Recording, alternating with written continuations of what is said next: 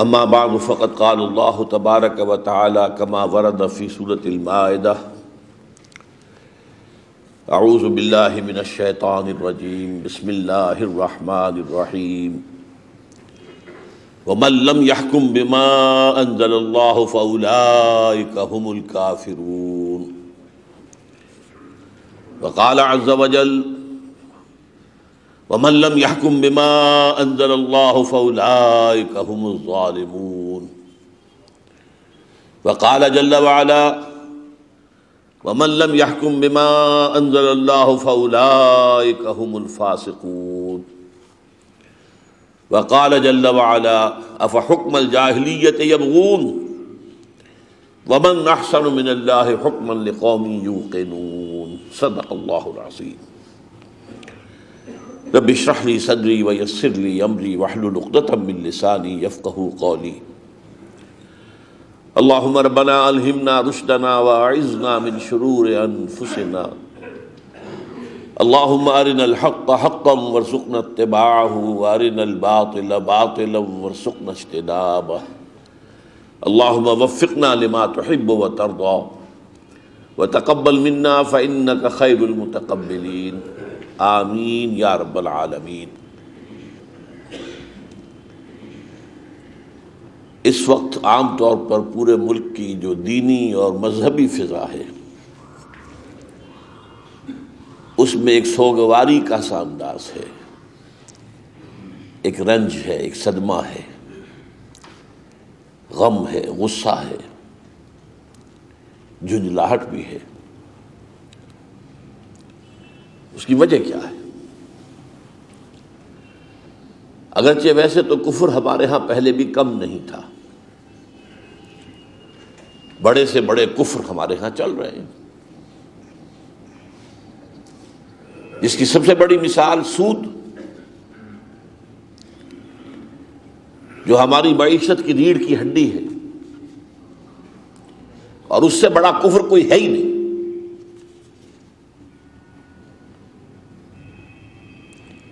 اسلام میں عقیدے کی سطح پر شرک اس سے بڑا گناہ کوئی نہیں، جس لیے فرمایا گیا کہ اس کے معاف کیے جانے کا کوئی امکان نہیں ہے۔ ان اللہ لا یغفر ان یشرک بہ ویغفر ما دون ذلک لمن یشاء۔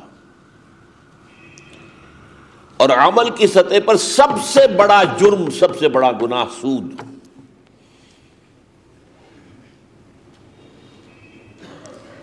آج جو حادثہ ہمارے ہاں ہوا ہے،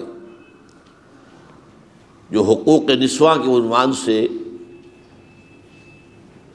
جو فروغ زنا کا بل پاس ہوا ہے اور قانون بنا ہے،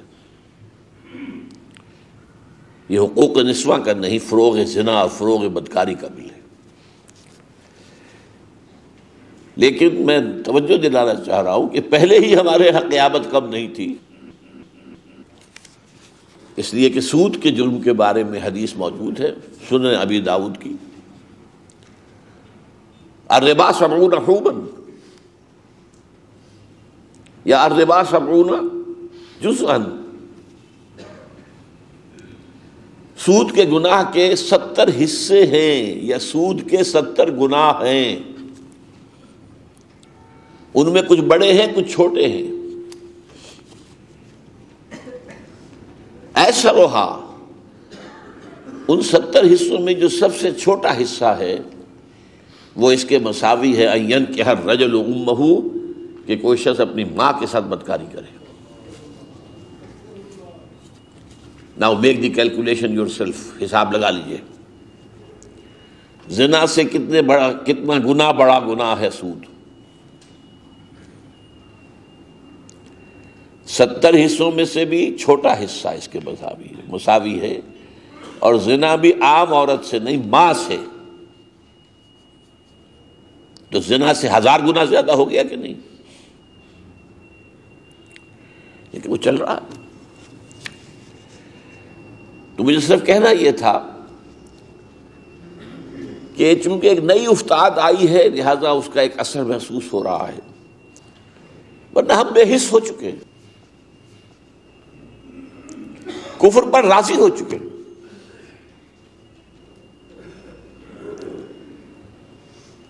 باقی بھی پورا ہمارا نظام جو ہے عدالتی اور قانونی، وہ قرآن اور سنت پر مبنی تو نہیں ہے۔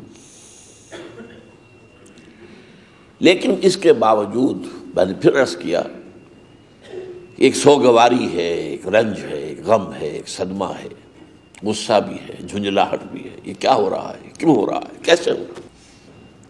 اس کی وجہ کیا ہے؟ سود کا گناہ ہو یا اور دوسرے کفر کی شکلیں ہوں، یہ ہمیں اپنے سابقہ استعماری آقاؤں سے وراثت میں ملے۔ یہ بینکنگ کا نظام تو انگریز قائم کر کے گیا یہاں، تو یہ تو گویا کہ ہمارے طور پر یوں سمجھیے کہ موروثی طور پر ہمیں ملا۔ لیکن یہ جو جرم ہوا ہے، اس حقوق رسواں نام نہاد حقوق رسواں نامی بل کیا اب تو قانون بن گیا ہے، سارے مراحل طے ہو گئے، نیشنل اسمبلی نے پاس کر دیا، سینٹ نے پاس کر دیا، اور سب سے بڑھ کر یہ کہ صدر محترم ان کے دستخط ثبت ہو گئے۔ وہ تو ایک جشن کے انداز میں کرنا چاہتے تھے، کنونشن ہال میں ایک بڑے اجلاس کے اندر دھڑلے کے ساتھ، تاکہ دنیا کے سامنے اعلان ہمارا پورا ہو جائے۔ وہ تو کچھ شاید کوئی اندیشہ ہوا ہو، کچھ سیکیورٹی ریزنز ہوں، کچھ اور ہوں، بعد میں وہ رائے بدل دی گئی، ورنہ وہ تو اس کو ایک جشن بنانا چاہتے تھے۔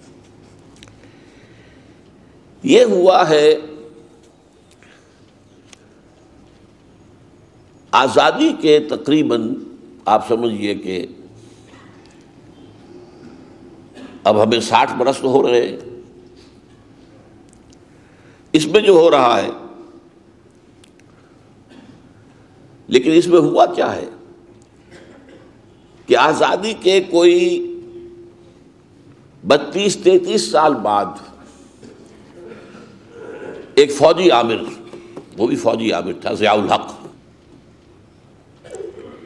لیکن اس نے حکومت پر قبضہ کیا تھا اسلام کے نام پر۔ نظام مصطفیٰ تحریک اپنے پورے عروج پر تھی، اور بھٹو صاحب نے اگرچہ چند دن پہلے کہا تھا میری کرسی بہت مضبوط ہے، مجھے ابھی تک وہ نقشہ میرے سامنے ہے، میں نے ٹی وی پر دیکھا تھا کہ اپنی کرسی کے دونوں ہاتھوں کو پکڑ کر کہا تھا میری کرسی بہت مضبوط ہے، یعنی میں ڈرنے والا نہیں ہوں ان مظاہرین سے۔ لیکن اللہ بلا کرے، بریگیڈیئر محمد اشرف گوندل لاہور میں بارش کا پہلا قطرہ، انہوں نے اعلان کر دیا کہ ہم آئندہ فائرنگ نہیں کریں گے کم وقت میں۔ یہ کوئی ہندوستان سے آئے ہوئے ہندو تو نہیں ہیں جو یہاں پر جلوس نکال رہے ہیں، ہمارے اپنے لوگ ہیں، اور ہمارے اپنے ہو سکتا ہے بھانجے بھتیجے سالے داماد موجود ہو ان میں، ہم گولی نہیں چلائیں گے۔ 2 بریگیڈیئر اور کھڑے ہو گئے، تو بھٹو صاحب کو پیغام پہنچ گیا کہ کرسی تو ہل گئی، ڈول گئی، کرسی کا دار و مدار تو صرف فوج پر تھا۔ چنانچہ اس نے بلایا، مذاکرات ہوئے، اور بات تقریباً طے ہو گئی تھی کہ وہ چیف آف آرمی اسٹاف جو ادھار کھائے بیٹھا تھا، میں نے قبضہ کرنا ہی کرنا ہے، اس نے قبضہ کیا۔ لیکن چونکہ وہ تحریک جو تھی بڑے اپنے ہیٹ پر تھی، بلکہ ہائٹ پر تھی، لہذا اس نے اسلام کا نام پہلے دن سے لینا شروع کیا، گویا کہ نظام مصطفیٰ تحریک کو ہائی جیک کیا، اس میں کچھ جواز پیدا کرنے کے لیے 2 قوانین نافذ کیے۔ ایک زکوٰۃ آرڈیننس جو زکوٰۃ کو بدنام کرنے کا ذریعہ بنا ہے، محض سود میں سے کچھ حصہ کاٹ لینا، یہ زکوٰۃ ہو گئی۔ ہم دنیا سے یہ کہتے آئے تھے کہ اسلامی نظام کے اندر زکوٰۃ کے ذریعے سے سوشل سیکیورٹی کا وہ نظام قائم ہو سکتا ہے جو اسکینڈینیوین کنٹریز کے اندر ہے۔ یہاں معلوم ہوا زکوٰۃ کا نظام نافذ ہو گیا اور بال برابر فرق واقع نہیں ہوا معاشرے کے اندر. بھوکا اسی طرح بھوکا ہے، نادار اسی طرح نادار ہے، غریب اسی طرح غریب ہے. اس کو بھی اس نے بنایا تھا اپنے اقتدار کا ایک آلہ کہ میں نے زکوٰۃ کا نظام قائم کیا. نماز کا بھی کچھ کیا تھا، دفتروں کے اندر ظہر کی نماز باجماعت ہونی شروع ہو گئی تھی. اس میں لطیفہ بھی ہوا تھا میرے ساتھ. یہی لاہور میں جو ریلوے ہیڈ کوارٹرز کا کے دفاتر ہیں، وہاں سیرت کے ایک جلسے کے لیے مجھے بلایا گیا اور اس میں تھے صرف آفیسرز، کافی بڑی تعداد تھی. میری تقریر کے بعد کچھ گفتگو جیسی ہوا کرتی ہے عام طور پر، تو ایک صاحب نے کہا جناب ہم نے تو یہاں نماز کا نظام قائم کر دیا ہے، ہم یہاں ظہر کی نماز باجماعت پڑھتے ہیں، لیکن یہ جو کلاس 4 امپلائیز ہیں یہ نہیں آتے، بلکہ یہ کھڑے کھڑے ہنستے رہتے ہیں، مسکراتے رہتے ہیں. تو ان کا تو خیال ہوگا کہ میں برسوں گا ان پر کہ یہ ایسے زندیق ہیں، ایسے گمراہ ہیں. میں نے الٹا جواب دیا، میں نے کہا جناب یہ اس لیے ہنستے ہیں کہ انہیں معلوم ہے کہ آپ جو ظہر کی نماز پڑھ رہے ہیں وہ اللہ کی نہیں پڑھ رہے، ضیاء الحق کی پڑھ رہے ہیں. اثر نہیں پڑھنی آپ نے. آپ جا کر جو سوئیں گے انٹا غفیل ہو کر تو پھر وہ مغرب بھی شاید قضا کر کے اٹھیں گے. یہ اس لیے ہنستے ہیں. بہرحال وہ نماز کے آرڈیننس کا مذاق بن گیا، زکوٰۃ کا آرڈیننس جو ہے وہ زکوٰۃ کو بدنام کرنے کا ذریعہ بنا. اسی طرح حدود آرڈیننس، بہرحال اس کی نیت کچھ بھی ہو، اس سے علیحدہ قضا نظر. یہ حدود آرڈیننس ایسا نہیں تھا کہ کسی نے کوئی خواب دیکھا اور اگلے روز اس کو نافذ کر دیا. اس پر بڑی محنت ہوئی تھی. اس پر مقامی علماء سے اور پاکستان میں بھی اونچے چوٹی کے ماہرین قانون ان سے بھی مشورہ لیا گیا تھا، اور بیرون پاکستان کے علماء سے بھی مشورہ لیا گیا تھا. اس پہ بڑی محنت ہوئی تھی، بڑی مشقت ہوئی تھی، بڑے پیسے لگے تھے. سرکار کا خزانہ جو عوام کا خزانہ ہونا چاہیے اس کی بہت بڑی رقم اس پر صرف ہوئی تھی. لیکن بہرحال چاہے اس کے اوپر عمل کو خاص نہیں ہو پایا، یہ صحیح ہے. اس کی وجہ میں بعد میں آپ کو بتاؤں گا کیوں نہیں ہوا. لیکن یہ کہ اس میں کوئی شک نہیں کہ اس میں شریعت کی طرف ایک پہلو سے، ایک خاص اعتبار سے ایک پیش قدمی تھی، پیش رفت تھی، اس میں کوئی شک نہیں. لیکن اب آ کر اس پیش رفت کو ختم کر کے، بلکہ یوں سمجھیے کہ ریورس گیئر لگا دیا گیا. اب بجائے اس کے کہ حدود آرڈیننس کے ذریعے سے اور حدود قوانین کے ذریعے سے بدکاری کا سدباب ہو، اب فروغ بدکاری کا ایک دور ہے جو شروع ہوگا اس کے بعد، جس کے اوپر جشن منائے جا رہے ہیں.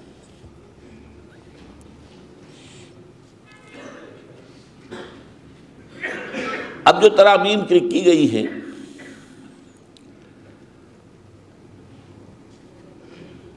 ان کے بارے میں ان کا یہ کہنا ہے کہ یہ قطعاً خلاف اسلام نہیں ہے.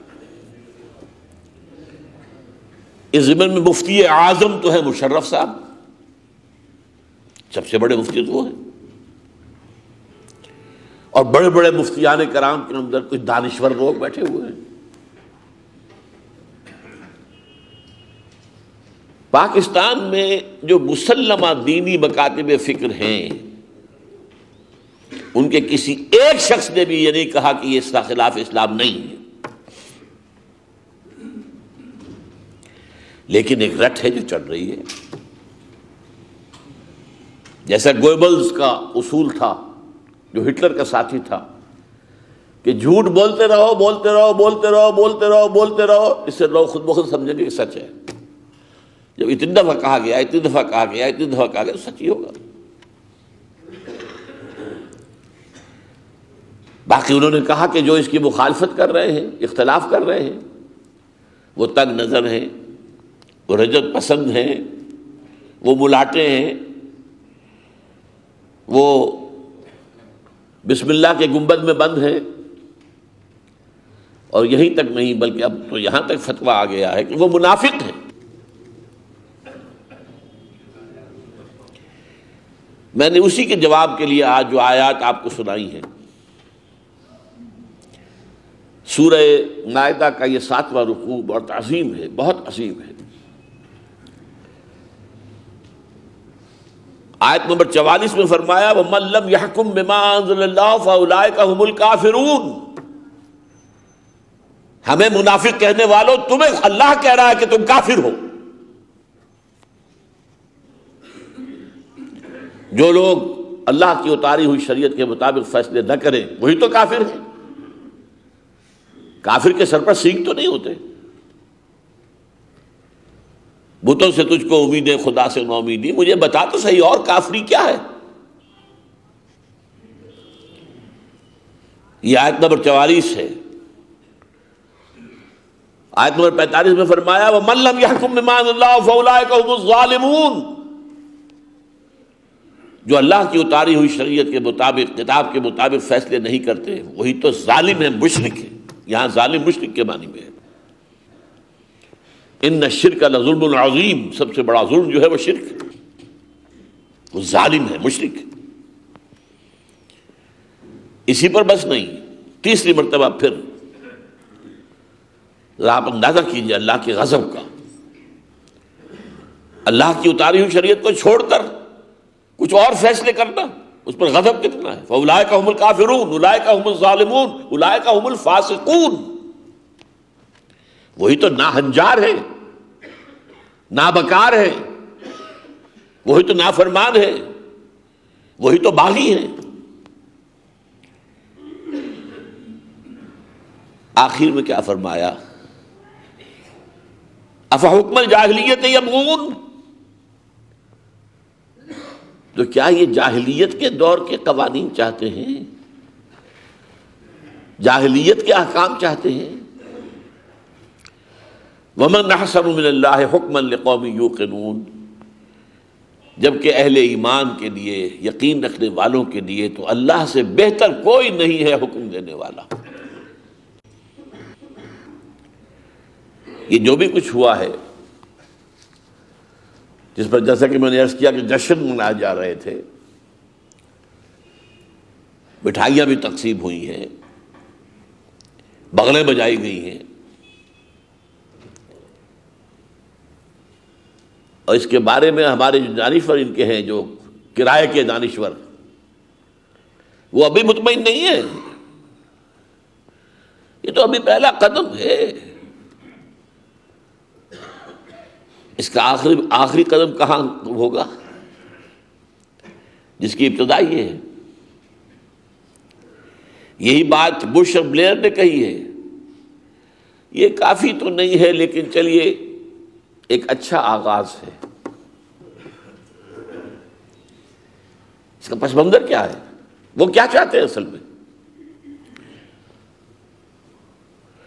وہ چاہتے ہیں، وہ جو ایک روایتی بلی ہے جس کی دم کٹ گئی تھی، وہ چاہتی تھی سب بلیوں کی دمیں کٹ جائیں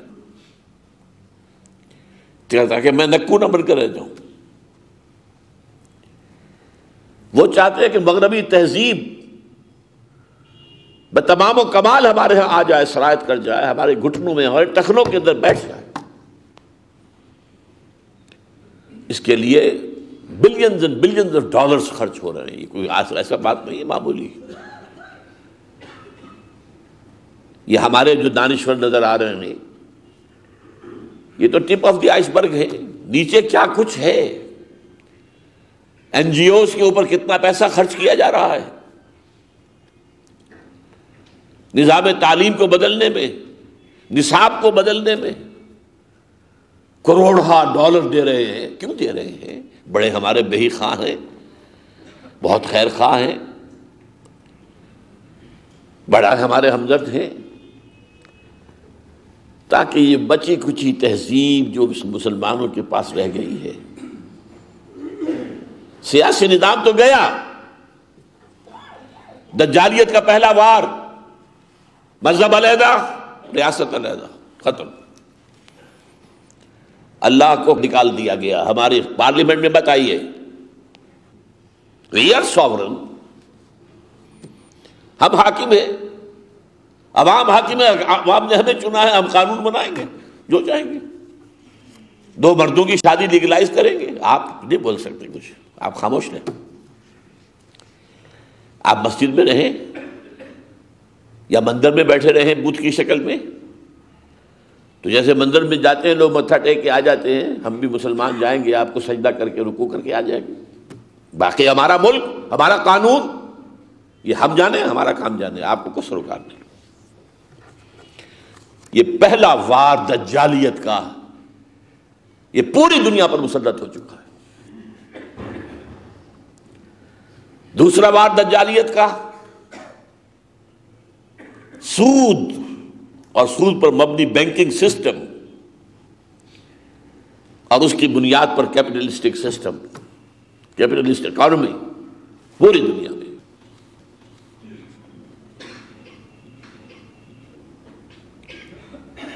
اب رہ گیا تھا کیا؟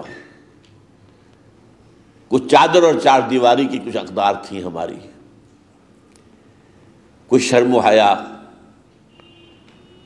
کوئی عصمت و عفت کی اقدار، کوئی خاندان کے ادارے کا احترام، بزرگوں کی عزت. یہ جو لے دے کر تھا، اب اس کے اوپر آخری ڈاکہ. یہ ڈاکہ جو ہے شروع ہوا تھا آج سے 10-15 سال قبل. کائرو کانفرنس، ویمن لب کانفرنس آف کائرو، آزادی نسواں کی تحریک کے لیے انٹرنیشنل کانفرنس قاہرہ میں ہوئی. اور ان کانفرنسوں پر آپ کو معلوم ہے بلینز آف ڈالرز خرچ ہوتے ہیں. پوری دنیا سے ڈیلیگیٹس جو ہیں بلائے گئے ہیں، ان کے خرچے کتنے ہوئے ہوں گے، کیا کچھ ہوا ہوگا. 5 سال کے بعد پھر بیجنگ کانفرنس، اس لیے کہ ہنٹنگٹن نے یہی بتایا تھا انہیں. یہ مغربی قوتیں جو ہے خاص طور پر امریکہ اس معاملے میں بہت اہم بات ہے، نوٹ کر لیجئے کہ یہ لوگ اپنے ہاں کے دانشوروں کے مشوروں پر عمل کرتے ہیں. ہنٹنگٹن نے یہ کہا تھا کہ اب کلیش آف سیویلائزیشنز ہوگا. سیاسی اعتبار سے فتح ہماری ہو چکی، سیکولرزم کا ڈنکا بچ چکا. معاشی اعتبار سے فتح ہماری ہو چکی، سود پر مبنی سرمایہ دارانہ نظام پوری دنیا میں آ چکا. اب تہذیبوں کا ٹکراؤ ہوگا، کلیش آف سیویلائزیشنز. اور اس میں تجزیہ یہ تھا، ٹوائن بی کا حوالہ دیا اس نے، کہ ابتدائے نسل آدم سے لے کر آج تک 20 تہذیبیں دنیا میں قائم ہوئی ہیں. ان میں سے 12 مر چکی ہیں، ایبسلیٹ، ختم ہو چکی. 8 ہیں. ایک ہماری تہذیب ہے، مغربی تہذیب، اور 7 اور ہیں. ان 7 میں سے بھی 5 وہ ہیں جو ہم ایزیلی ایسیمیلیٹ کر سکتے ہیں، وہ ہمارے اندر مدغم ہو سکتی ہے. سب سے بڑی مثال جو ہے انڈین سویلائزیشن، اس کے اور ویسٹرن سویلائزیشن میں کوئی فرق ہے ہی نہیں. وہی گانا بجانا، راگ رنگ، وہی شراب نوشی، وہی ڈانس. انہوں نے ہالی ووڈ بنایا، انہوں نے بالی ووڈ بنا دیا. تہذیبی اعتبار سے کوئی کلیش نہیں ہے. Indian civilisation and western civilisation there is no clash. انہوں نے کہا 5 تہذیبیں تو وہ ہیں کہ جو جنہیں ہم ہضم کر سکتے ہیں، مدغم ہو سکتی ہے ہمارے اندر. 2 تہذیبیں ہیں ذرا وہ لوہے کے چنے ہیں، ان کے لیے کچھ محنت کرنی پڑے گی. ایک مسلم سویلائزیشن اور دوسری کنفیوشین سویلائزیشن آف چائنا. اب دیکھیے اس کے اوپر عمل کتنا ہو رہا ہے. پہلی کانفرنس ہوئی قاہرہ میں، heart of the Muslim Arab world, Arab Muslim world, اس کا مرکز کیا ہے؟ قاہرہ. دوسری کانفرنس بیجنگ میں، وہ کنفیوشین سویلائزیشن کا مرکز. اچھا، یہ دونوں طرح سے کور کر کے پھر 5 سال کے بعد کانفرنس ہوئی، Beijing +5 conference under the auspices of the United Nations organisation general assembly میں۔ اس نے جو ایجنڈا پاس کیا وہ نوٹ کر لیجئے، وہ ہے آخری منزل۔ یہ بش اور بلیئر نے بھی جو کہا ہے نا کہ اچھا ہے، قدم تو اچھا ہے لیکن ابھی کم ہے، یہ ڈو مور، یہ لفظ ہمیں سننا پڑ رہا ہے مختلف اعتبارات سے۔ تم نے ہندوستان کے اندر جہادی تحریکیں جو ہیں ان کو ختم کر لیا، لیکن ڈو مور، اور کرو، ابھی اور کرنا ہوگا۔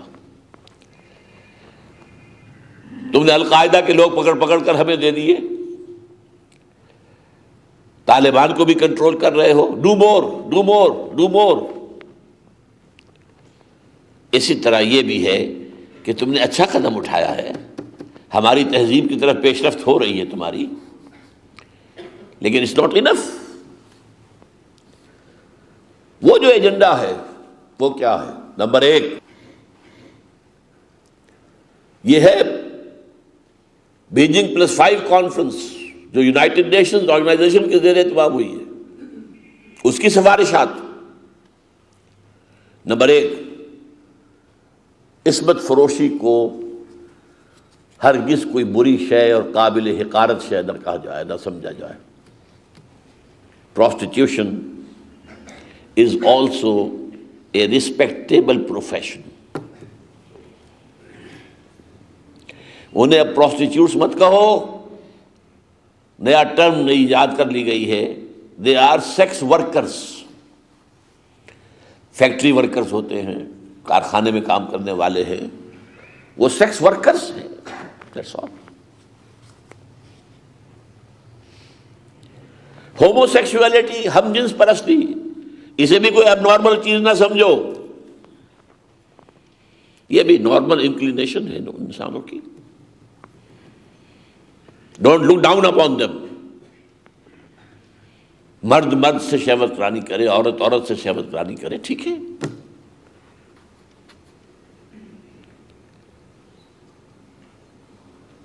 عورت اگر تمہارے ساتھ شادی کرنے پر آمادہ ہو جائے تو ایگزیکٹلی ایکول ہوں گے،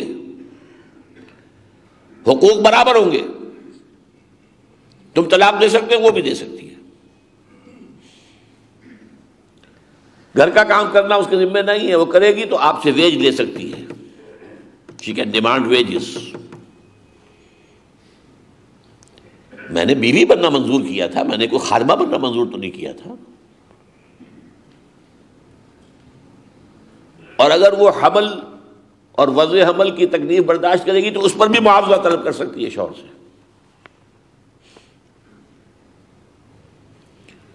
طلاق اگر مرد دے سکتا ہے، بیوی بھی دے سکتی ہے۔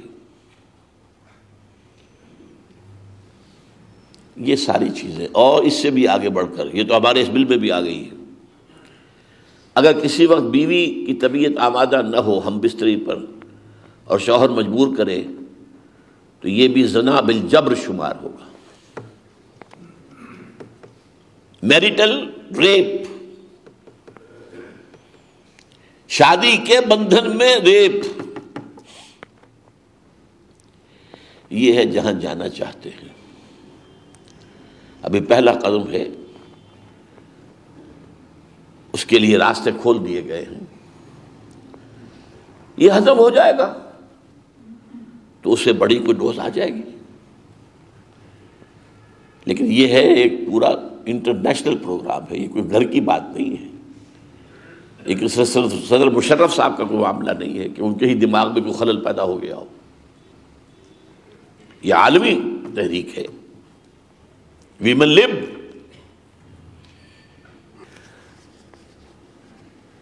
میں اب تک اس معاملے میں بالکل خاموش رہا ہوں، کیوں؟ میرا کوئی بیان آپ نے نہیں دیکھا ہوگا، مجھ سے اخبارات والے بھی چاہتے رہے کہ آپ بھی کوئی بیان دیں، میں نے نہیں دیا۔ ٹی وی والے چاہتے رہے، مختلف چینلز کے لوگ، میں نے نہیں دیا۔ اس کی وجہ کیا؟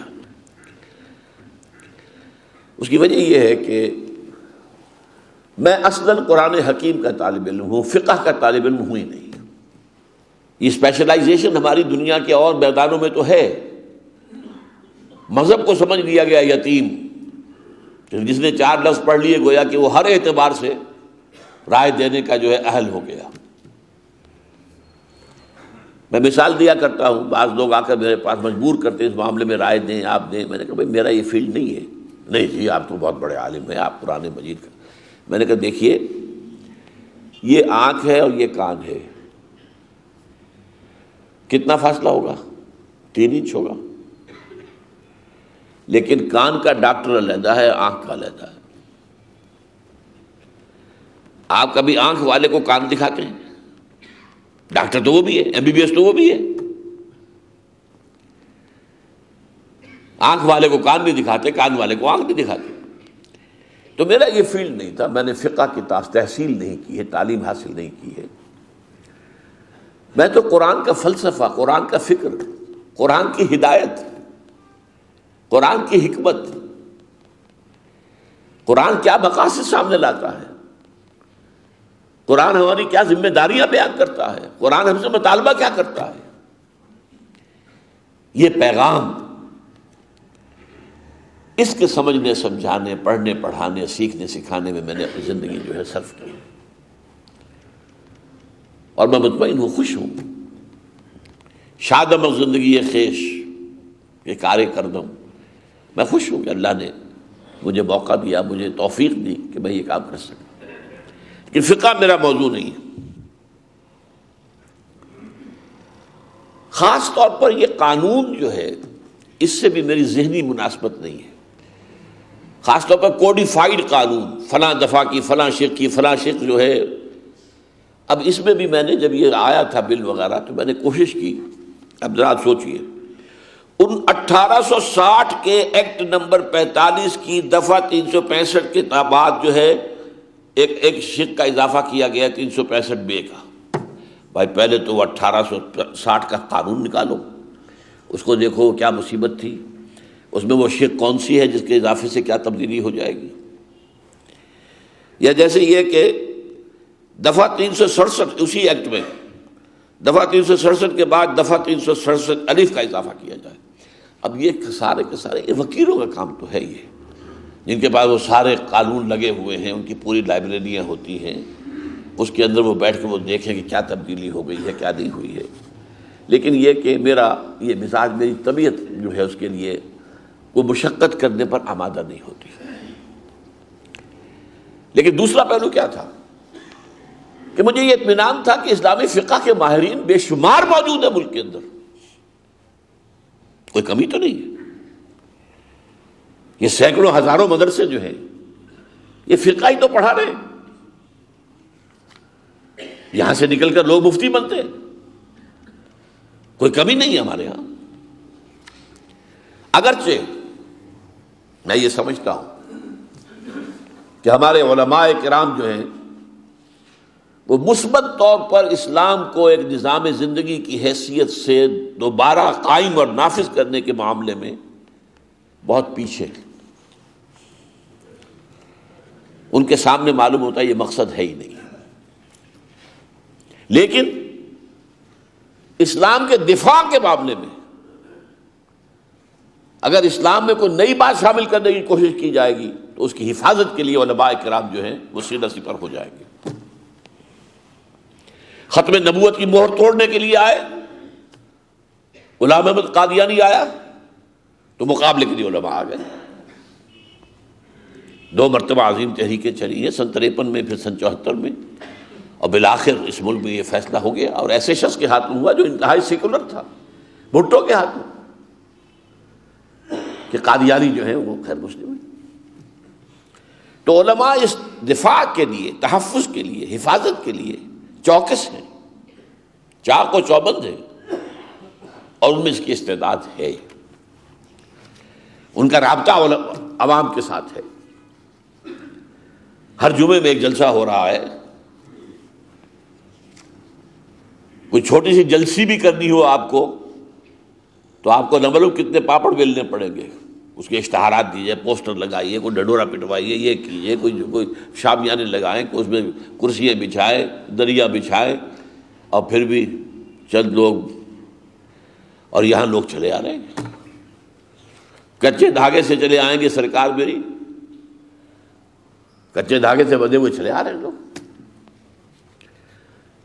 تو یہ جو ایکسپوجر ملتا ہے اس کی بنا پر ان کے اندر یہ صلاحیت ہے. دفاع، دین کا دفاع، دین کی طرف سے مدافعت.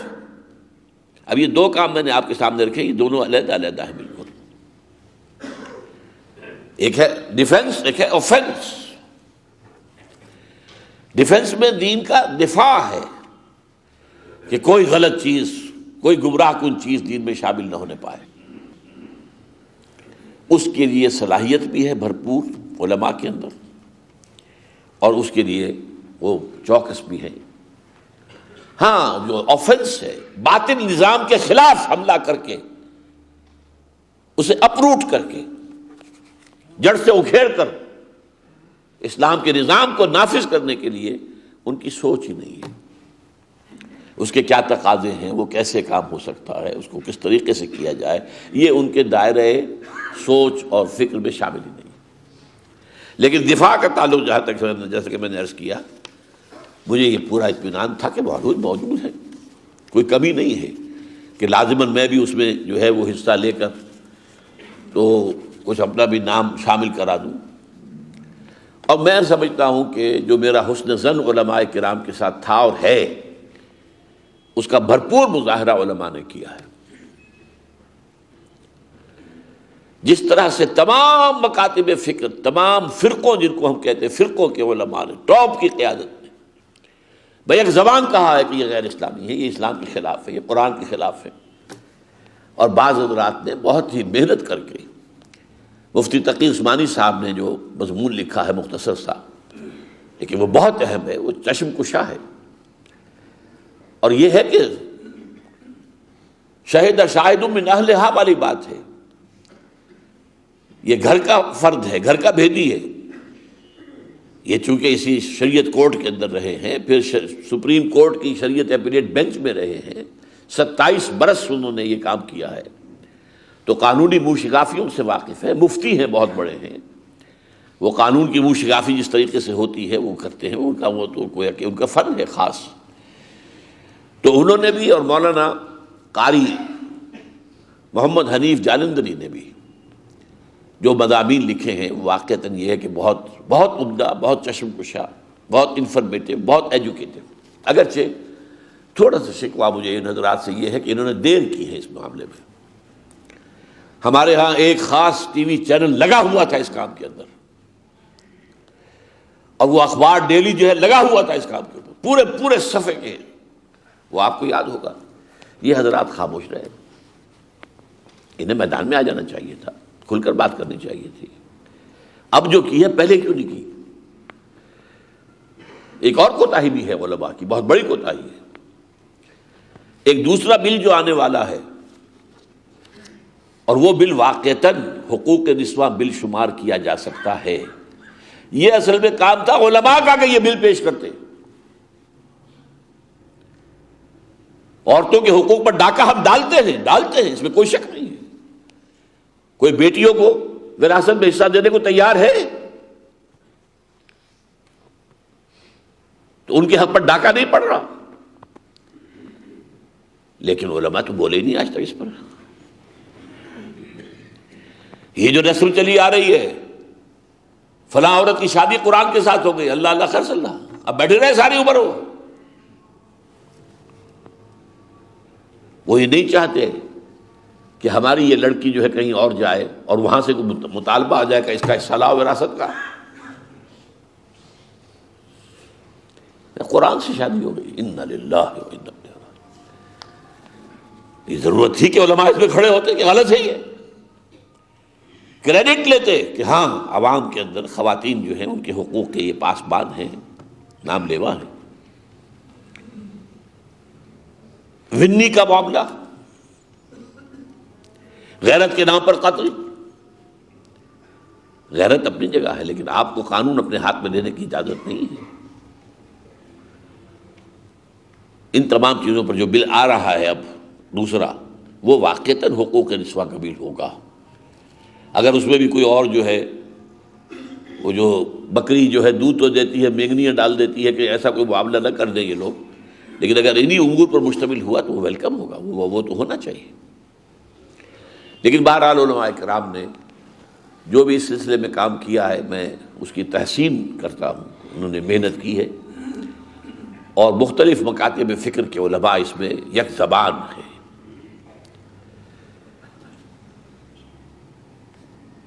ہم نے ندائے خلافت کا ایک خصوصی شمارہ شائع کیا اس کام کے لیے۔ وہ شمارہ جو ہے عام ضخامت سے زیادہ کا شمارہ ہے، 20 صفحات کا ہوا کرتا ہے، یہ 24 صفحے کا ہے، قیمت وہی 5 روپے رکھی ہے۔ بالکل یوں سمجھیے کہ جو کاسٹ ہے اس کی خالص کاسٹ، اس کے اندر یہ کہ یہ بل کیا ہے وہ بھی آ گیا ہے، پس منظر کیا ہے وہ بھی آ گیا ہے، بل کے اوپر جو اختلافی نوٹس ہیں وہ بھی آ گئے ہیں، مولانا تقی عثمانی صاحب کا مضمون بھی آ گیا ہے، قاری حنیف جالندری صاحب کا مضمون بھی آ گیا ہے۔ اب اس کا پڑھنا آپ کے ذمے اور اس کی اشاعت آپ کے ذمے، عام کیجیے اس کو۔ 5 روپے کا رسالہ ہے، آپ میں سے کوئی شخص ایسا نہیں ہونا چاہیے جو کم سے کم 2 پرچے لے کر نہ جائے، 10 روپے کا ایک نوٹ صرف نکالنے کی بات ہوگی، پڑھیں جا کر، کیونکہ جیسا کہ میں نے عرض کیا ہے یہ تو آغاز ہوا ہے، اس کی انتہا کیا ہوگی وہ میں نے آپ کو بیجنگ +5 کانفرنس جو ہے اس کے ایجنڈے کے حوالے سے بتا دیا۔ وہ تو یہ چاہتے ہیں، آپ کو معلوم ہے کہ دنیا میں امریکہ جدید ترین ملک، عظیم ترین ملک، اور اس کے صدر نے یہ کہا تھا، جو پچھلا صدر تھا اس سے بش سے پہلے Clinton, state of the union address ہوتا ہے ان کا سال کا ایک خاص ہوتا ہے جس میں کہ کیا حالات ہیں ہماری قوم کے، کیا معاملات ہیں، تو صدر جو ہے وہ بریف کرتا ہے قوم کو۔ بل کلنٹن نے کہا تھا ان قریب ہماری قوم کی اکثریت حرام زادوں پر مشتمل ہوگی، یہ ہے جو دم کٹ گئی ہے ان کی۔ اب دم کٹی بلی جو ہے وہ کسی دوسری بلی کو نہیں دیکھ سکتی کہ اس کے دم رہے، وہ تو تلے ہوئے اس میں، اس لیے وہاں شادی اب کرتے نہیں، مرد اور عورت ساتھ رہ رہے ہیں، ہم بستری بھی ہو رہی ہے، بچے بھی ہو رہے ہیں، we are living together, we are not married, شادی نہیں ہم نے کی۔ Without any wedlock, Clinton کے الفاظ یہ تھے، born without any wedlock. ایک تو ویڈ لاک ہے، شادی کی ویڈنگ کا بندھن ہے، نکاح کا بندھن ہے، ایک مرد اور ایک عورت کے درمیان وہ قانونی ایک بندھن قائم ہو گیا، اب اولاد ہو رہی ہے، یہ ہے حلال کی اولاد۔ بغیر ایسے کسی بندھن کی اولاد ہو رہی تو یہ حرامی اولاد ہے۔ تو اس نے کہا کہ ان قریب ہماری قوم کی اکثریت جو ہے وہ ایسے لوگوں پر مشتمل ہوگی who will be born without any wedlock۔ یہاں تک بات پہنچ گئی ہے کہ اب انہوں نے جو بیسک فارمز ہوتے ہیں نا، آپ کا نام کیا، آپ کے باپ کا نام کیا ہے، وہ باپ کے نام کا خانہ نکال دیا، پتہ ہی نہیں باپ کون ہے۔ مدرز نیم، مدر کا تو پتہ ہے، بہرحال کسی اللہ کی بندی نے جنم تو اسے دیا، باپ کا خانہ ختم۔ تو اصل میں وہ منزل ہے جہاں ہمیں لے جایا جا رہا ہے۔ تو آپ حضرات، میں آپ سے چاہوں گا ذرا سی ہمت کریں، 100 روپے میں 20 شمارے اس پر لے کر ندائے خلافت کے عام کیجئے، پہنچائیے، وکلاء کو دیجئے، پڑھے لکھے لوگوں کو دیجئے، تاکہ یہ جو پروپیگنڈا ہو رہا، کوئی شے خلاف اسلام نہیں، کوئی شے خلاف اسلام نہیں ہے۔ چودھری شجاعت صاحب نے بھی کہہ دیا کہ اگر کوئی چیز بھی ثابت ہو جائے خلاف اسلام تو استعفیٰ دے دوں گا، اور علماء نے سب کو سامنے رکھ بھی دیا، واضح کر بھی دیا۔ اب وہ کہتے ہیں کہ ہاں وہ کوئی کمی ہوگی تو نئے بل میں ہم پوری کر لیں گے۔ بہرحال میں نے جیسا کہ عرض کیا کہ میں تو اس مسئلے پر خاموش رہا، اور مجھے توقع تھی کہ علماء کرام جو ہے they can take care of it, اور میں سمجھتا ہوں کہ انہوں نے اس کا حق ادا کیا ہے۔ ہم اس میں صرف اپنا حصہ اس طور سے ڈال رہے ہیں، یہ اسپیشل ایشو جو ہے ندائے خلافت کا ہم نے شائع کیا ہے، اور آپ سے اب تقاضا یہ ہے کہ اس کو پھیلائیں۔ ابھی عید آنے والی ہے، آپ 40 روپے کا، 50 روپے کا عید کارڈ دے دیں گے دوسروں کو، کتنا خرچ ہوتا ہے؟ تو ذرا اس کام کے اوپر پیسے خرچ کیجیے۔ میں جو چند باتیں عرض کرنا چاہتا ہوں اس ضمن میں، نمبر ایک تو یہ، اس بل کے منظور ہونے نے ایک دلیل کا بودا پن ثابت کر دیا ہے۔ وہ دلیل کیا تھی؟ ہم کہتے تھے اسلام کا نفاذ انتخابات میں حصہ لے کر ممکن نہیں ہے، ممکن نہیں ہے، ممکن نہیں ہے۔ اسی ایشو پر میں جماعت اسلامی سے علیحدہ ہوا 1957 میں۔ جماعت اسلامی شروع ہوئی میں ایک انقلابی جماعت تھی، اصولی اسلامی انقلابی جماعت۔ 1951 میں الیکشن میں حصہ لے کر وہ ایک اسلام پسند قومی سیاسی جماعت بن گئی۔ الیکشن کے ذریعے سے یہاں اسلام نہیں آ سکتا، قطعاً نہیں آ سکتا۔ جو لوگ اس میں حصہ لیتے تھے، جماعت اسلامی ہے یا JUI ہے یا اور ہے، وہ کہتے تھے چلیے ہم ٹھیک ہے، آج تک ہم نے الیکشن میں جو حصہ لیا ہم یہاں اسلام نافذ نہیں کر سکے، لیکن ہم نے یہاں غیر اسلام کو بھی نہیں آنے دیا۔ اب یہ دلیل ختم ہو گئی، آپ کی ساری جد و جہد فیل۔ سیاسی اعتبار سے انتخابات میں جو کامیابی آپ کو حاصل ہوئی تھی اس کا تو کوئی گمان بھی نہیں تھا کسی کو، جتنی بڑی کامیابی حاصل ہوئی ہے۔ ایک صوبے کی پوری حکومت آپ کے پاس، اور ایک دوسرے صوبے کے اندر بھی آپ کا بڑا حصہ، مرکز میں اپوزیشن کے لیڈر جو ہیں وہ بھی JUI کے سربراہ ہیں، لیکن کچھ نہیں نتیجہ نکلا، کچھ نہیں کر سکے۔ روڈ رولر آیا ہے اور اس نے ساری چیزوں کو ختم کر کے، اور یہ چیز جس کو سب کہہ رہے ہیں خلاف اسلام، اگر کوئی ایک کہہ رہا ہوتا، دیوبندی کہہ رہے ہوتے بریلوی نہ کہتے، بریلوی کہہ رہے ہوتے دیوبندی نہ کہتے، شیعہ کہہ رہے ہوتے سنی نہ کہتے، یا سنی کہہ رہے ہوتے شیعہ، تو بات اور تھی۔ یہ سب کے سب کہہ رہے ہیں کہ خلاف اسلام، اور ثابت کیا انہوں نے، مضامین پڑھی ہے آپ۔ میں تو اس کے شکوار جو ہے یہاں پر تذکرہ نہیں کر سکتا، اتنا وقت بھی نہیں ہے۔ تو پہلی بات تو یہ کہ وہ دلیل ختم ہو گئی۔ دوسری بات یہ ہے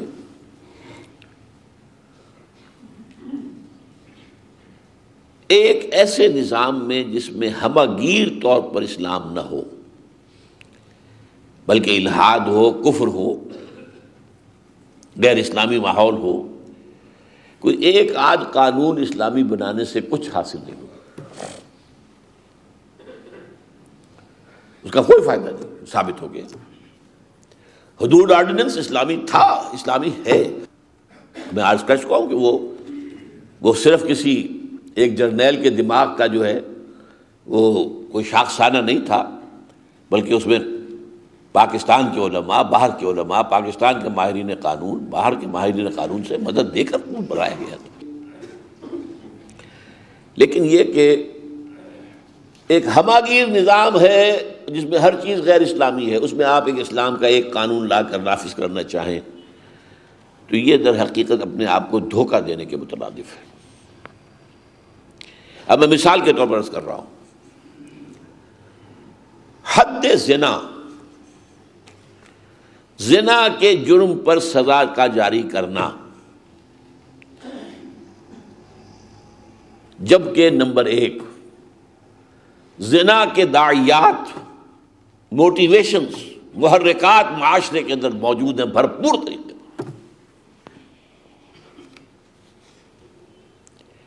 کوئی بات معقول ہے یہ؟ پہلے وہ دروازے تو بند کرو۔ یہ بے پردگی، یہ مخلوط معاشرت، یہ بنی ٹھنی بنی سوری عورتیں، وَلَا تَبَرَّجْنَ تَبَرُّجَ الْجَاهِلِيَّةِ الْأُولَىٰ، بن ٹھن کر لوگوں کی نگاہوں میں گھپنے کے لیے جس طریقے سے وہ بن سمر کے سامنے آتی ہیں پھرتی ہیں آپ کے سامنے۔ یہ بل بورڈز کے اوپر کیا ہوا ہے، کیا تصویریں بنی ہوئی ہیں، آپ کے اخبارات میں جو اشتہارات آتے ہیں فلموں کے، وہ آپ کے بچوں کی نگاہوں سے گزرتے ہوں گے۔ معاشرے کے اندر سے جب تک کہ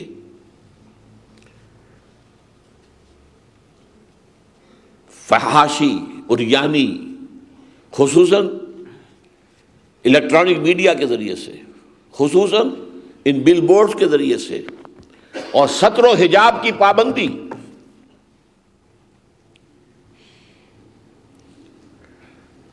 اگر یہ نہیں ہے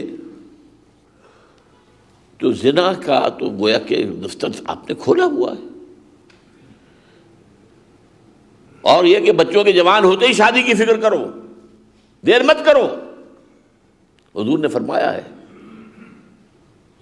کہ اگر والدین اس میں تاخیر کریں گے اور کوئی نوجوان لڑکا یا لڑکی جو ہے غلط راستے پر پڑے گی تو اس کے مجرم جو ہے وہ والدین ہوں گے۔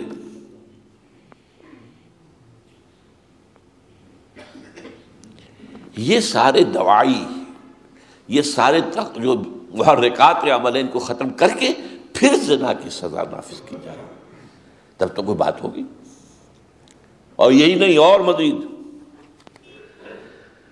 جب تک کہ معاشرے کی اخلاقی سطح اتنی نہیں ہے کہ جو کارکنان قضا وہ تعزیر ہیں، پولیس والے ہیں، تھانے والے ہیں، جیلوں والے ہیں، پھر عدالتوں کا معاملہ ہے، اگر یہ نہیں ہے، ان کے اندر ایمان نہیں ہے، دیانت نہیں ہے، تو کھیل بن جائے گا، اسلامی قانون اور کھیل بن جائے گا ان کے ہاتھ میں۔ چنانچہ حدود آرڈیننس کے بعد یہ بہت عرصے تک یہ بات کہی جاتی رہی کہ بھائی اس کا ایک فائدہ ہوا ہے کہ پولیس والوں کی رشوت کا ریٹ بڑھ گیا۔ دیکھو دیکھو دیکھو دیکھو، ہم ہی تمہارا حدود چالات کر دیں گے، ورنہ اتنے پیسے لاؤ۔ اگر اتنے پیسے دے دو گے تو پھر عام قانون کے تحت جو ہے پرچہ کٹ جائے گا، اور اگر تم نے یہ پیسے نہ دیے تو حدود کے تحت پرچہ جو ہے اب کر دیں گے آپ۔ لہذا رشوت خوری کا راستہ ان کا کھل گیا۔ اسی طریقے پر گواہوں کی ایمانداری، کہاں سے ڈھونڈ کے لائیں گے آپ؟ ایماندار سچ بولنے والا گواہ لائیں گے کہیں سے؟ یہ جنس نایاب، سچی گواہی کوئی ویسے دیتے ڈرے گا ہنڈوں سے، فلاں ہنڈا، فلاں جتھے دار، اس کے خلاف گواہی میں دے دو۔ اپنی جان، اپنے مال، اپنے آس اولاد، اپنی عزت و آبرو کو خطرے میں ڈالنا ہے۔ معاشرے کا حال تو یہ، وہ اسلامی قانون کیا کر لے گا؟ اور اس سے بھی بڑھ کر جب تک آخرت کا یقین نہ ہو، آخرت کے محاسبے کا، قیامت کے دن کے محاسبے کا یقین نہ ہو، جس کی بنا پر لوگوں نے خود جرم کا اقبال کیا۔ حضور کے زمانے کے بیشتر واقعات وہی ہیں، ورنہ قانون جو ہے زنا کے سلسلے میں جہاں سزا انتہائی سخت ہے، وہاں اس کے لیے جو گواہی کا جو معیار ہے، نصاب ہے، وہ بھی انتہائی سخت ہے۔ 4 عینی گواہ، چشمدید گواہ، وہ آسان کام ہے؟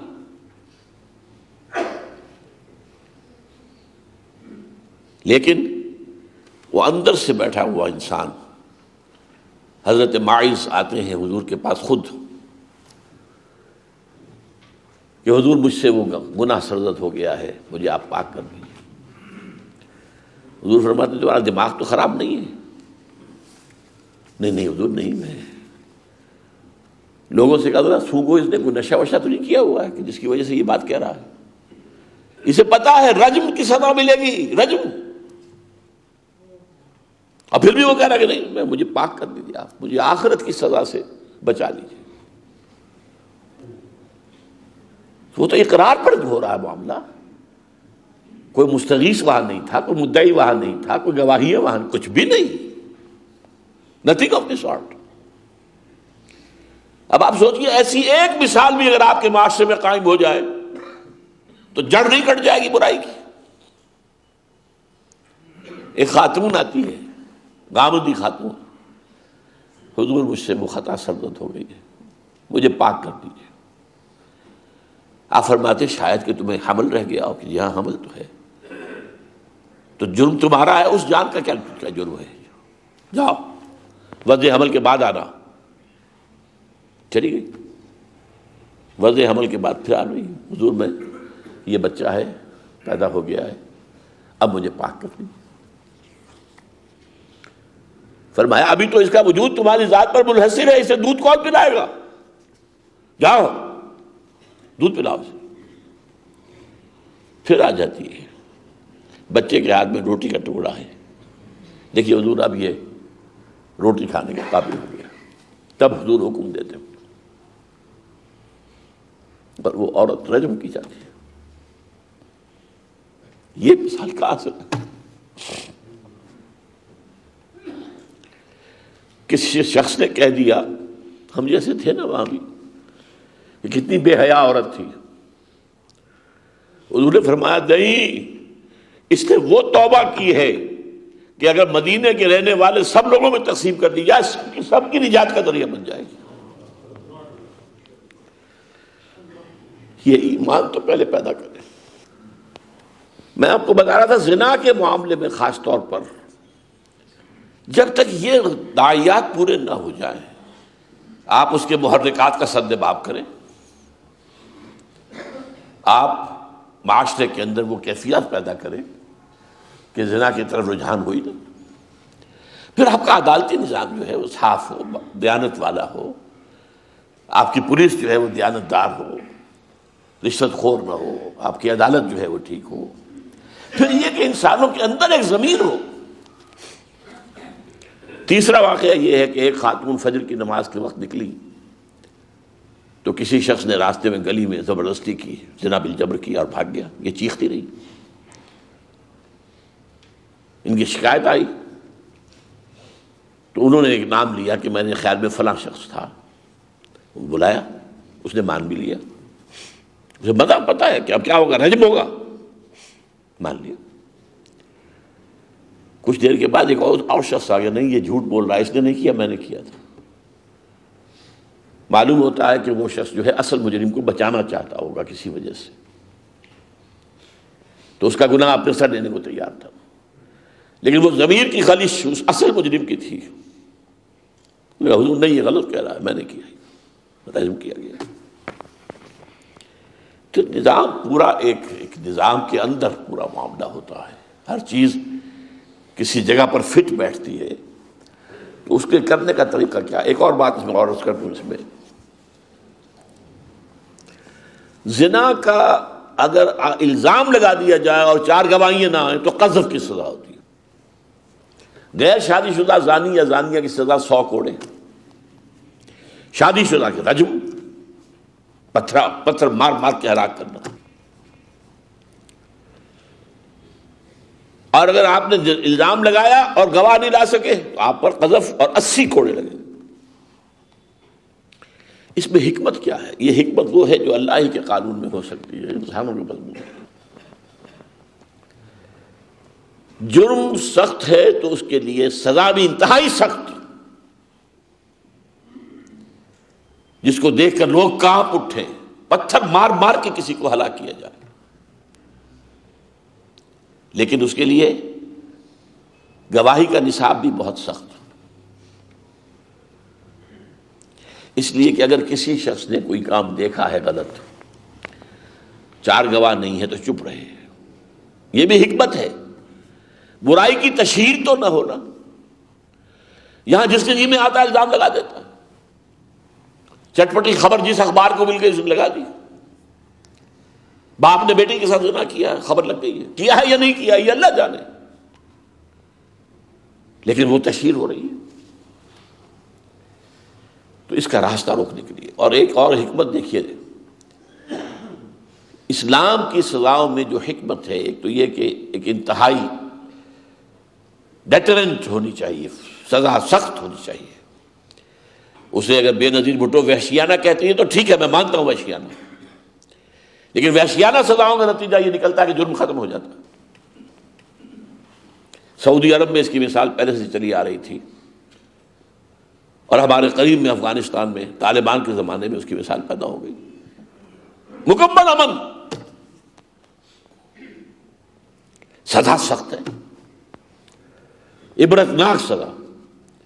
اچھا ایک اور خاص بات جو ہے، سزاؤں میں کوڑوں کو سامنے رکھا گیا ہے، قید کو نہیں۔ اب ہمارے اس قانون کے اندر انہوں نے قذف کی سزا جو ہے وہ 5 سال قید رکھ دی۔ قید تو در حقیقت ایک انتہائی نامناسب شے ہے۔ وہ قیدی کو سزا نہیں ملتی، اس کے گھر والوں کو سزا ملتی ہے۔ کسی نوجوان سے اگر کوئی غلط حرکت ہو گئی ہے اور آپ نے اسے 5 سال کے لیے جو ہے قید میں ڈال دیا، تو وہ بڑا پکا مضبوط جو ہے جرائم پیشہ بن کر وہاں سے نکل کے آئے گا۔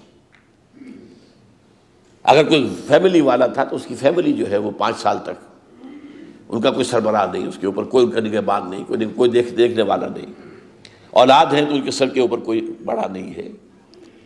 یہ انتہائی غیر فطری سزا ہے۔ یہ سزا اس شخص کو نہیں ہے، اس کے متعلقین کو مل رہی ہوتی ہے۔ اسلام نے کیا کیا؟ کوڑے لگاؤ اس کو، سزا اس کو ملی نا۔ 80 کوڑے لگاؤ اس کو، 100 کوڑے لگاؤ اس کو، اور لگاؤ بھی برسر عام، لوگ دیکھیں۔ اہل ایمان کی ایک جماعت کو موجود ہونا چاہیے جبکہ یہ حد جاری کی جا رہی ہے، تاکہ وہ عبرت جو ہے وہ حاصل ہو جائے۔ باقی قید ویسے قیدی آپ نے رکھ لیا، وہ آپ کا مہمان بن گیا ہے، 5 سال اسے آپ کھلائیں گے پلائیں گے، اس کی حفاظت کے لیے جیلیں ہوں گی، جیلوں کے اوپر کتنے وہ اہلکار ہوں گے، سارا کام سمپل۔ اور اس میں جیلوں میں پڑھ کر لوگ زیادہ پہلے سے بڑے مجرم بن کر باہر نکلتے ہیں۔ تو اسلام کا نظام کیا ہے؟ کوڑے۔ غیر شادی شدہ لڑکا یا لڑکی، مرد یا عورت زنا کرے 100 کوڑے برسر عام، قذف 80 کوڑے برسر عام، بس سزا ہوئی، ختم ہوئی معاملہ۔ اب وہ اپنے گھر میں جائے گا، رہے گا۔ تو نیچرل سزا جس سے فائدہ بھی حاصل ہو جائے اور جو دوسرے نقصانات جو اس سے پیدا نہ ہو۔ تیسری بات جو مجھے بتانی ہے وہ یہ ہے، قیام نظام اسلامی اور نفاذ شریعت اسلامی کا صرف ایک راستہ ہے۔ یہ الیکشن لڑ کر یہ کام نہیں ہو سکتا، کبھی نہیں ہوگا، قیامت تک نہیں ہوگا۔ اور ہمیں کم سے کم ایک لمحہ فکریہ جو ہے وہ سامنے آ گیا ہے کہ غور کر لیں وہ لوگ جو اس مغالطے میں ہیں کہ اس پولیٹیکل پروسیس کا جزو بن کر آپ یہاں کوئی بنیادی تبدیلی لا سکتے ہیں۔ راستہ ایک ہی ہے، 2 قدم۔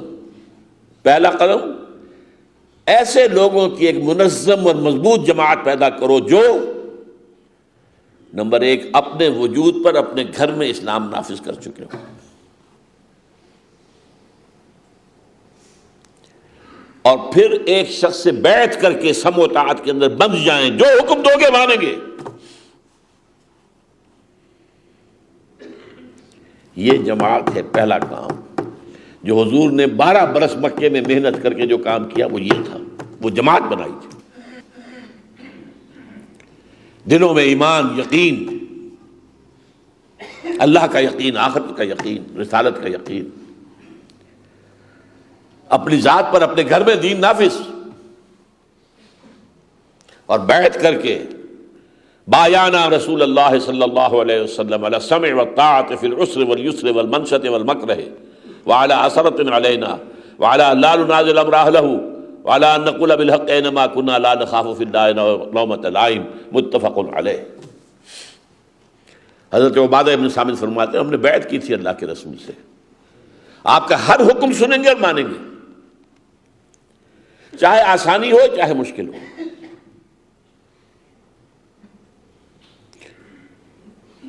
چاہے ہماری طبیعتیں آمادہ ہوں چاہے نہ ہوں، طبیعتوں پر جبر کریں گے اور آپ کا حکم مانیں گے۔ چاہے آپ دوسروں کو ہم پر ترجیح دے دیں،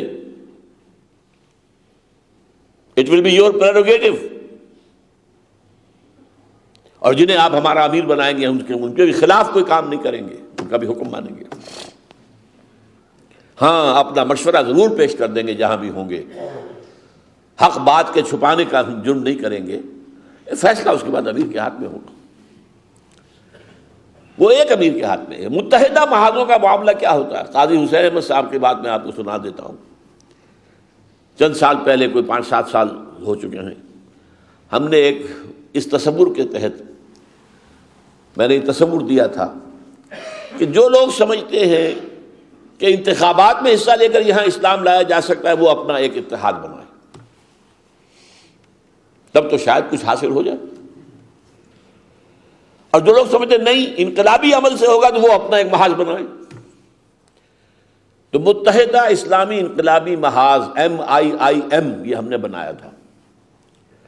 تنظیم اسلامی اس کے بنانے والوں میں تھی، تحریک اسلامی کے نام سے جماعت اسلامی سے کچھ لوگ علیحدہ ہوئے تھے کچھ 10 سال پہلے، ان کی جماعت وہ بھی شامل ہوئی۔ مولانا اکرم آوان صاحب کی جماعت الاخوان جو ہے وہ بھی شامل ہوئے۔ اہل حدیث حضرات کا بھی ایک دھڑا جو ہے وہ شامل ہوا۔ تو قاضی حسین احمد صاحب سے میں نے بات کی تھی، میں نے کہا میں آپ کے پاس آنا چاہتا ہوں۔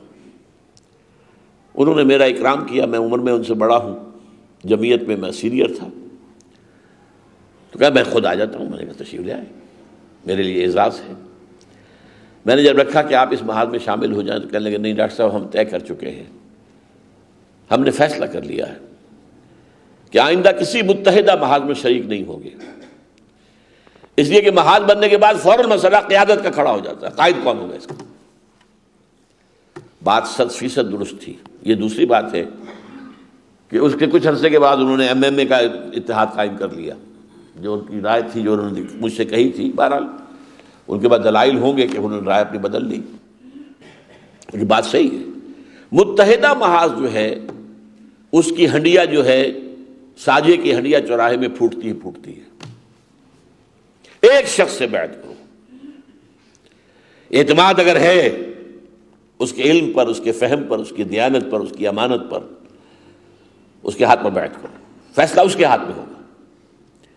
تو میں نے عرض کیا تھا کہ اس کا راستہ کیا ہے؟ نمبر ایک ایسی منظم اور مضبوط جماعت جس میں وہ لوگ شامل ہوں جو اپنے وجود پر اور اپنے گھر میں اسلام نافذ کر چکے،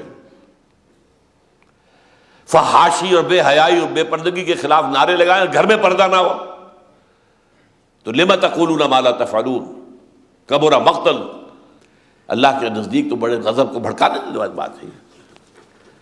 پھر ایک شخص سے بیعت کریں۔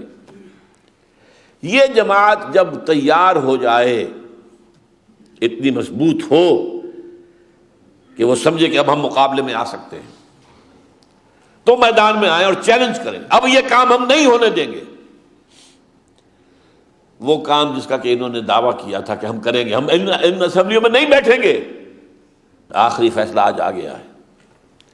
قاضی صاحب اڑے ہوئے تھے آخری وقت تک، آج انہوں نے بھی ہتھیار ڈال دیے، اور دلیل کیا دی ہے؟ محاذ کا بچانا زیادہ اہم تھا۔ اول تو بیسک کون سی کریڈیبلٹی رہ گئی تھی مذہبی جماعتوں کی، لیکن ثابت یہ ہو گیا کہ یہ بھی سارا سیاسی کھیل تھا اور کچھ نہیں۔ میں یہاں فرق کر رہا ہوں، ایک ہے مذہبی جماعت، ایک ہے علماء۔ علماء نے جو کام کیا ہے میں نے اس کی تحسین کی ہے۔ انہوں نے جا کر جو ہے، انہوں نے تو کوشش کی تھی کہ صدر پرویز مشرف سے بھی ملاقات ہو جائے، انہوں نے ٹائم نہیں دیا، لیکن شجاعت صاحب نے بلایا، آ گئے، حاضر ہو گئے۔ میں کوچہ رقیب میں بھی سر کے بل گیا، وہ گئے ہیں، انہوں نے سمجھایا ہے اور سمجھانے کا حق ادا کیا، اس میں کوئی شک نہیں۔